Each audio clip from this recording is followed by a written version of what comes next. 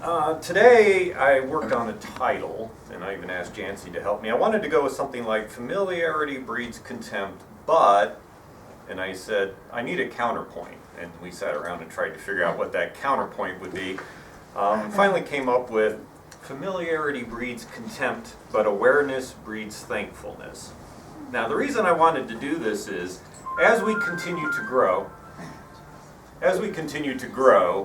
and as we become members of a congregation where we know each other longer and longer, sometimes those rough edges that we all have start to rub against each other, and maybe we feel a temptation to be unhappy or to gripe or to complain or to just be dissatisfied. This is common in all human organizations, by the way. It's not unique to churches. Any organization of human beings together for a long period of time will have to deal with these issues. And dealing with them wisely is what leads to success. That leads to true love, true caring for each other. And so I wanted to touch on that today. And I'm also going to use the Apostle Paul as an example.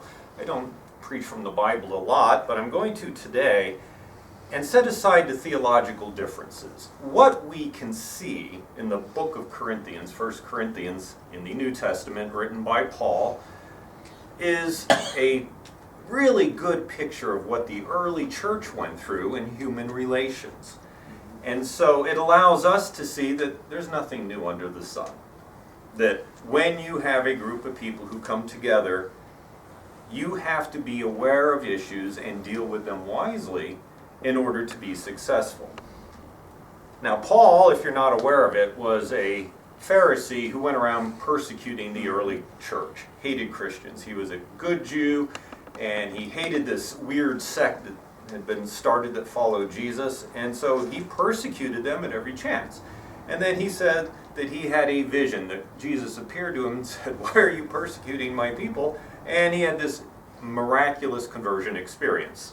So he says, and then certainly something profound happened in his life, because then he went on missionary journeys all throughout Asia Minor, so Turkey and Greece, establishing new churches that would follow this new teaching.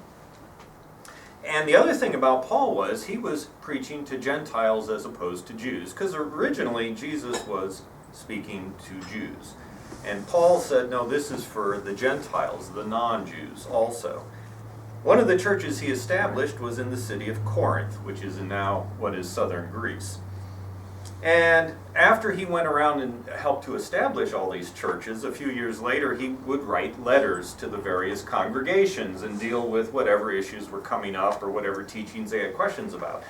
This makes up a good chunk of the New Testament, or Paul's, or at least allegedly Paul's, because some were probably written by other people but used Paul's name. But these epistles, as they're called, these letters, are to different churches, and they tell them, how to deal with different issues. Now, I don't know how scholars completely determine whether they think something is authentic or not, but based on my studies, this particular book, 1 Corinthians, probably was written by Paul. And you can see, very interestingly, all these different divisive issues that have come up in the church at Corinth. And so Paul not only wrote one letter, but two that we have copies of in the Bible, and there's probably at least one more that was written before 1 Corinthians.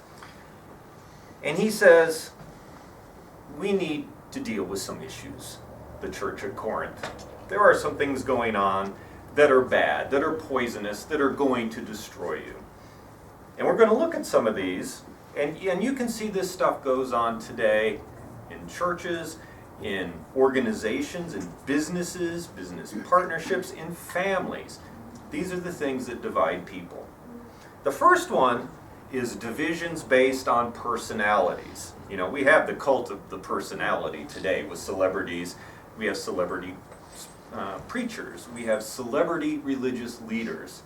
And if you doubt that, just look at how people went bonkers when the Pope came over to visit in the U.S. He was a celebrity. The Dalai Lama is a celebrity. People just look at these folks and go, wow, I follow this person. Well, this was going on in the first century, in the early church. Paul writes, "Now I exhort you, brethren, by the name of our Lord Jesus Christ, that you all agree that there be no divisions among you, but you be made complete in the same mind and in the same judgment. For I have been informed concerning you by Chloe's people that there are quarrels among you." Imagine that, a quarrel in a church. Inconceivable. "Now I mean this, that each one of you is saying, 'I am of Paul,' or 'I am of Apollos,' or 'I am of Cephas,' or 'I am of Christ.' Has Christ been divided? Paul was not crucified for you, was he? Or were you baptized in the name of Paul? I thank God that I baptized none of you, except Crispus and Gaius, so that no one would say you were baptized in my name."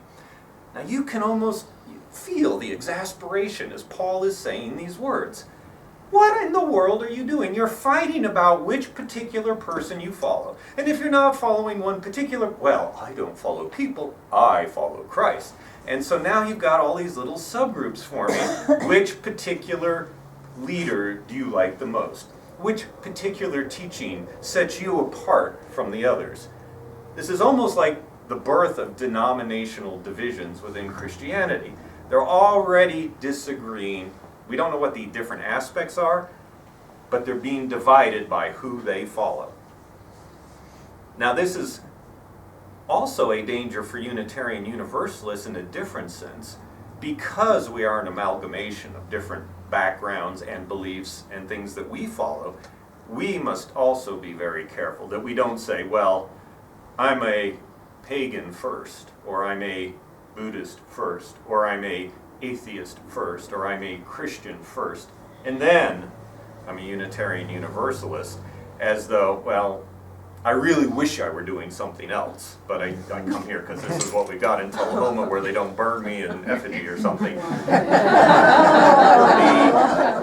And a lot of people, hey, it wasn't that long ago that people were being executed for the beliefs we hold today.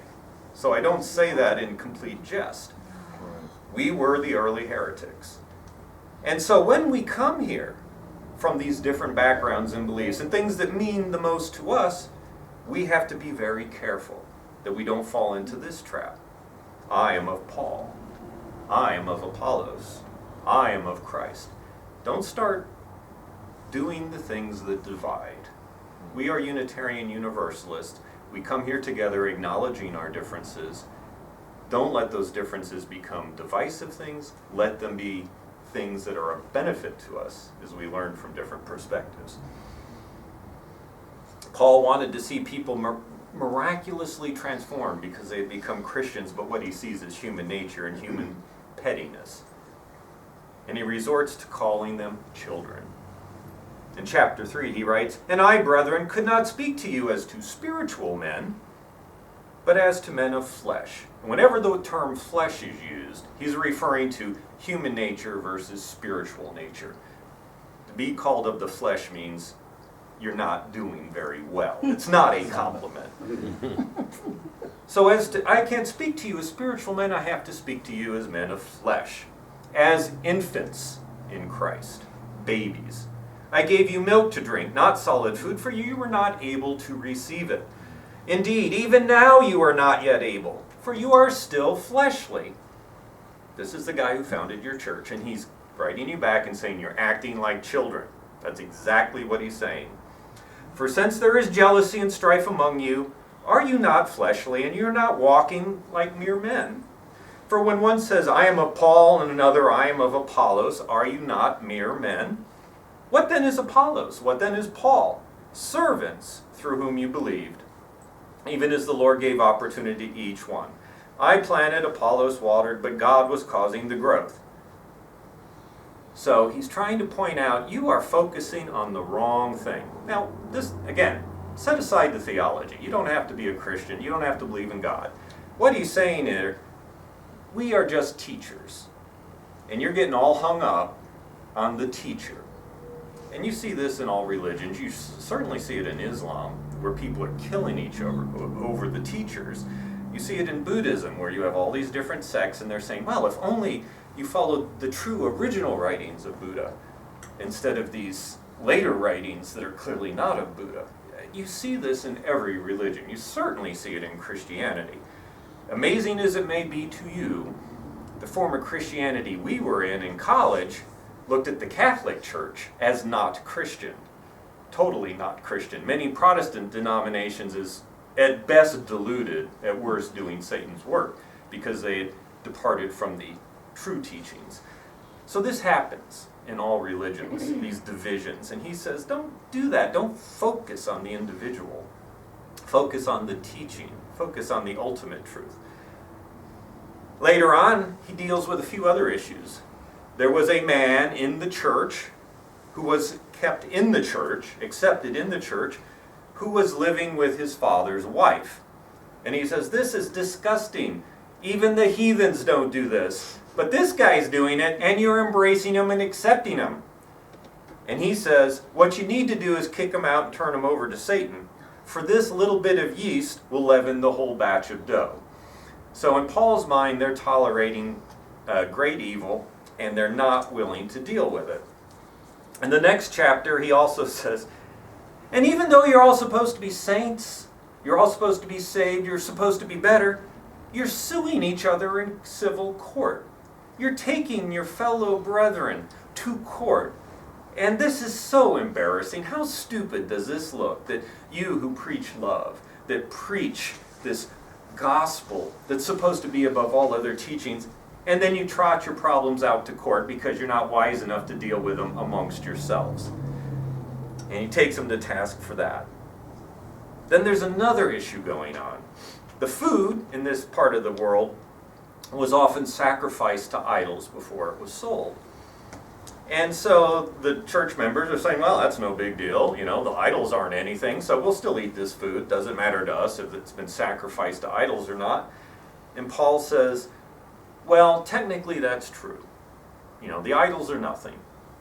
But have you ever considered that your freedom in doing these actions might harm someone else? Have you ever considered what you're doing to someone who might not be as strong and might think that you really are in some way acknowledging these idols?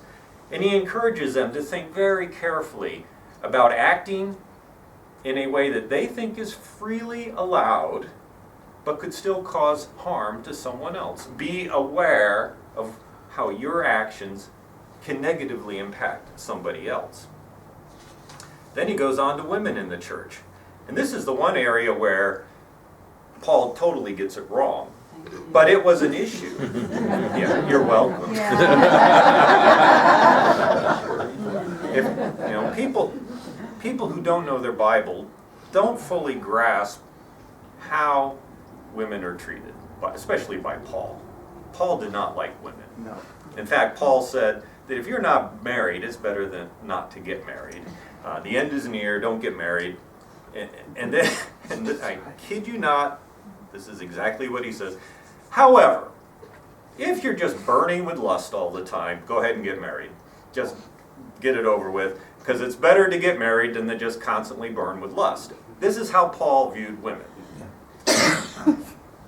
And in the church at Corinth, women were speaking and preaching and acting way too much like men for Paul. And so he writes this: I want you to understand that Christ is the head of every man, and the man is the head of a woman, and God is the head of Christ. Every man who has something on his head, and we're talking about any kind of head covering, if he has something on his head while praying or prophesying, he disgraces his head. Every woman who has her head uncovered while praying or prophesying disgraces her head. For she is one and the same as the woman whose head is shaved. For if a woman does not cover her head, let her also shave off all her hair. For it is disgraceful for a woman to have her hair cut off, for her head to be shaved, so let her cover her head. For a man ought not to have his head covered, since he is the image and glory of God. But, there's always a but the woman is the glory of man. For man does not originate from woman, but woman from man. For indeed, man was not created for woman's sake, but woman for man's sake. Therefore,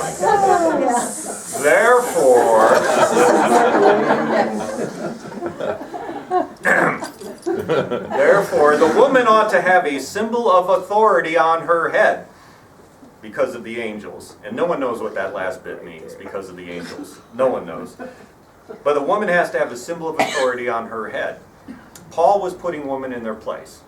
Now, I totally disagree with Paul on this point, but if you wonder why the Roman Catholic Church doesn't allow women priests, it's because the Bible says stuff like this. There's other places where it says a woman should keep silent in the church. If she has a question, ask her husband when they get home. So do not think for 1 second that Paul thought very highly of women. Women need to be kept in their place. They need to be quiet. They need to have their head covered to show that they are under a man. Man was made in the image of God. Woman made in the image of man. So that's a terrible teaching, just in case you're wondering. But it was an issue that Paul had to deal with. And the issue was, how do women and men relate to each other? And so Paul dealt with it in what he thought was the right way. Women and men have had issues from the beginning of time, and it was happening in the early church. Another division was division based on wealth and abuse at the Lord's Supper, or what we would call communion. Back then incorporated both the ritual of communion, where you would take the bread and the wine, but it would also have a full meal. When you come together as a church, I hear that divisions exist among you, and in part I believe it.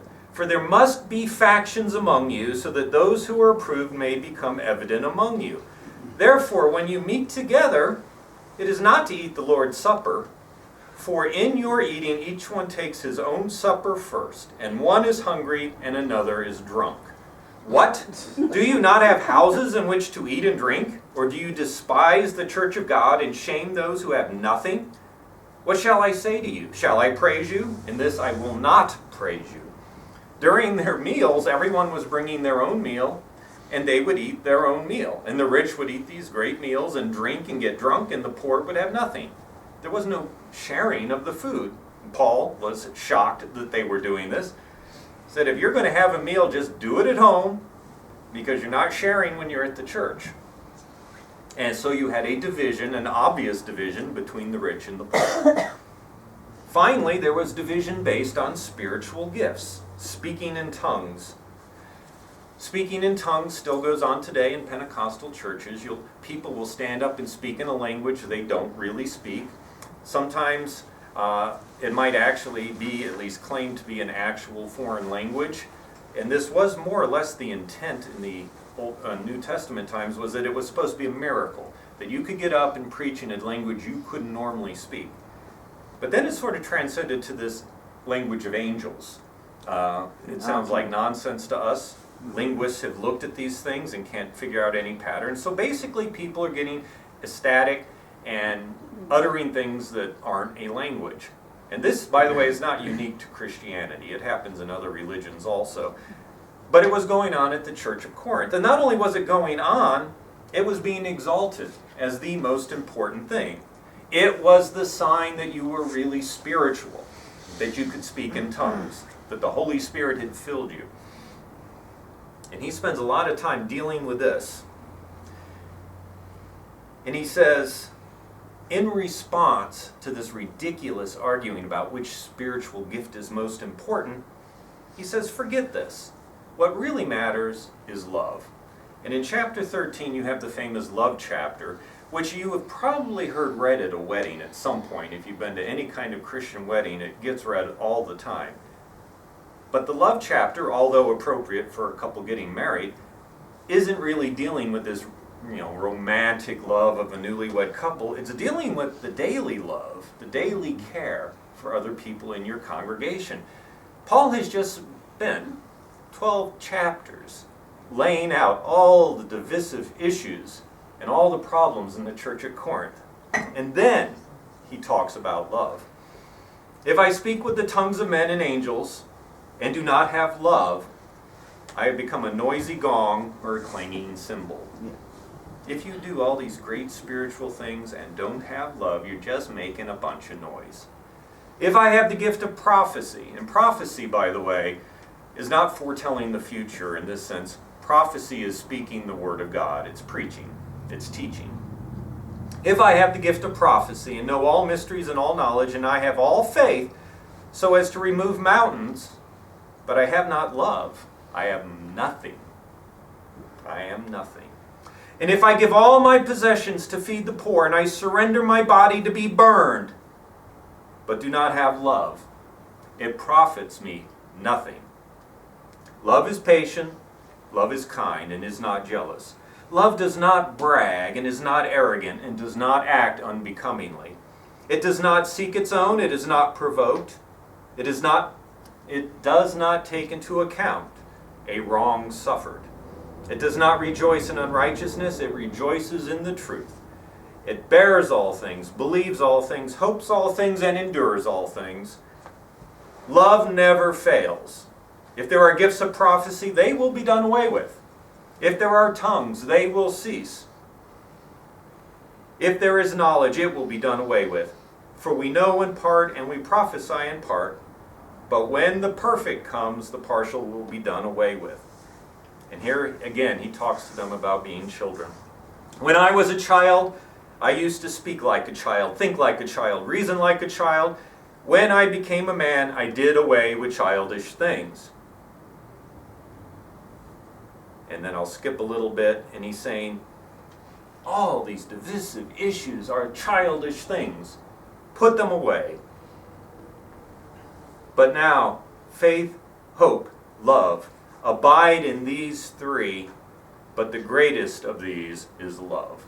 If you want to be an adult in the church, focus on love, not all these other things that are dividing you.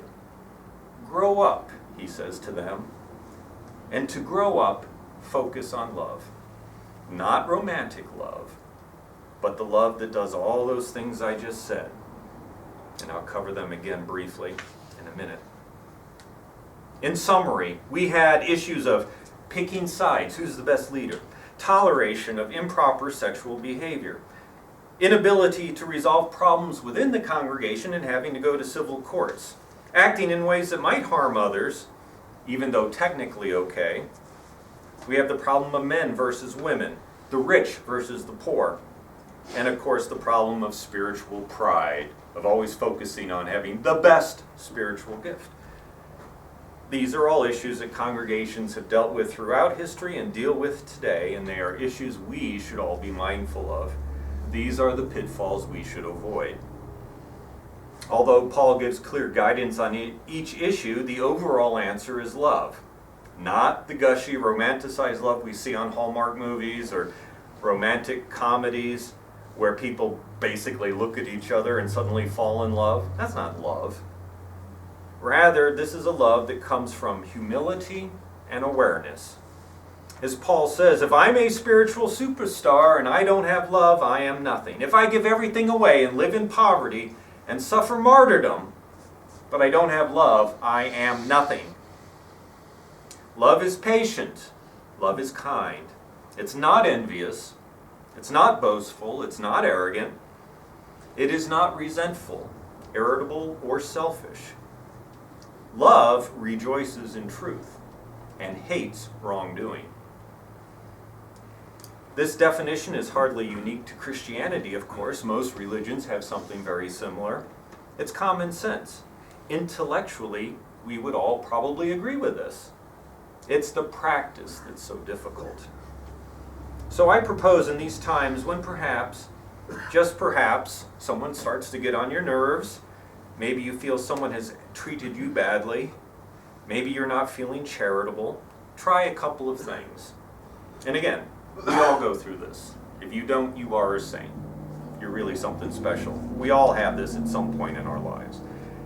First of all, remember that we're not all the same, not even remotely. We have different pasts, different formative experiences, different likes and dislikes.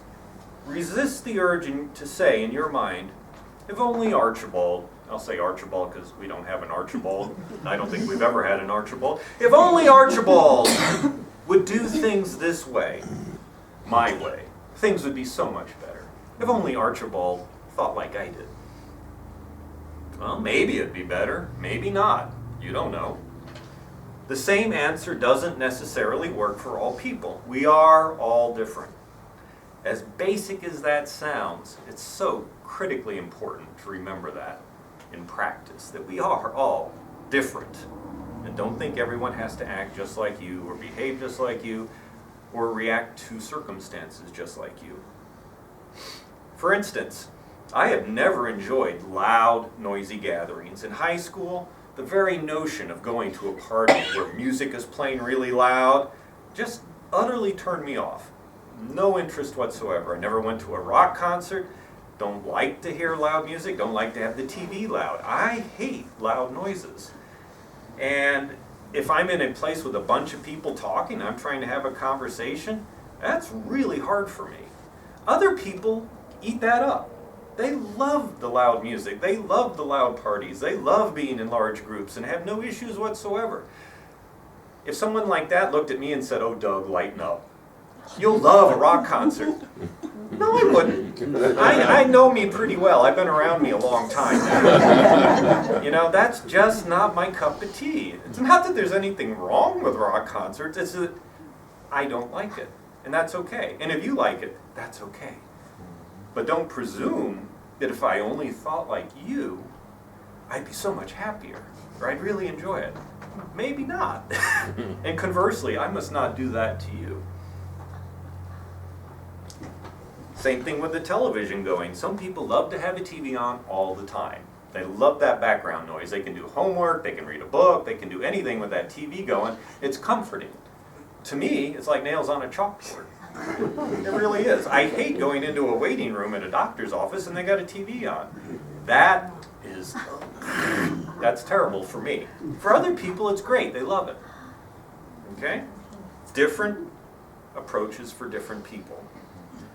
If we lose sight of this in our personal interactions, it can cause problems. So it's healthy to keep those differences in mind. Secondly, it is a great idea, a great practice to take note of the things that people do in our congregation just out of love for the congregation. They do it because they think it's important. Think of all the people who've served on the board since you've been here. All the people who volunteer to meet once a month to make decisions that affect all of us, to try to run this church in the best way possible. And they do it out of love for the congregation, out of the fact that it needs to be done. Did you know that 3 people come here and clean the building every Friday? Janet, Larry, and Christina.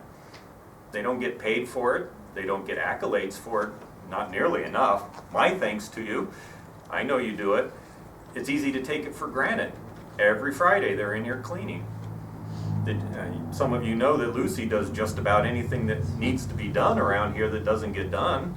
She does the shopping. That coffee doesn't miraculously appear. She comes in early on Sunday mornings and gets stuff set up. And she doesn't drink coffee. And she doesn't even drink coffee, which is appalling, but if only she thought like me and like coffee. The world.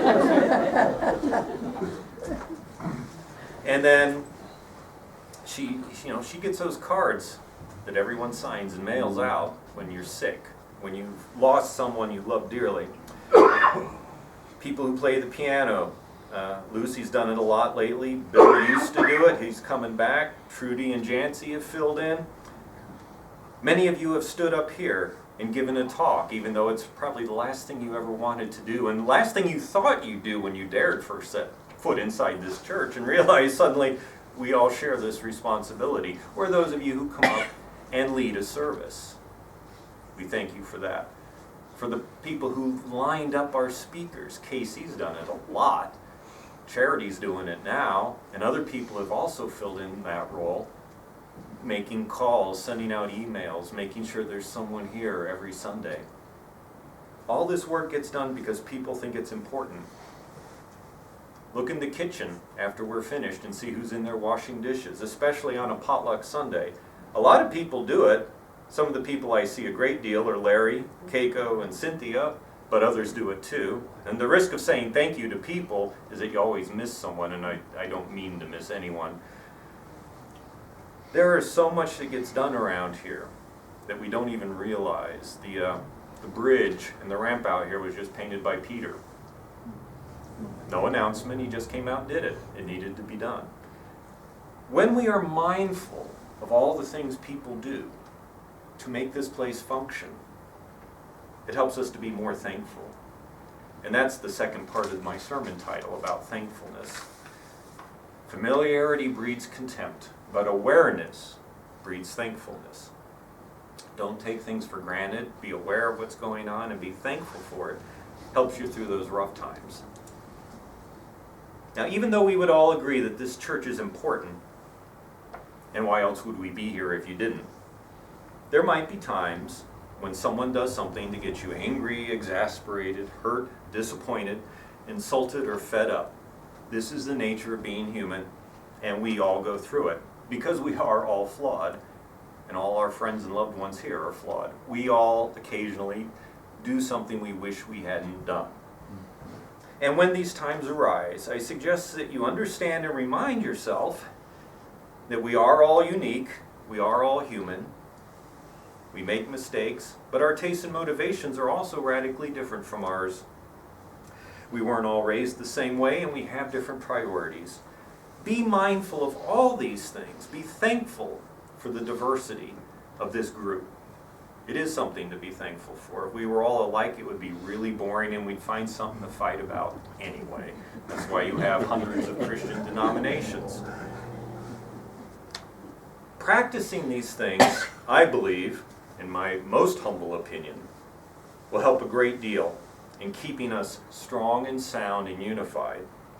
It helps to prevent that action of familiarity breeding contempt. Rather, may we be strong in our unity, and may we have a love that binds us together. May it be so.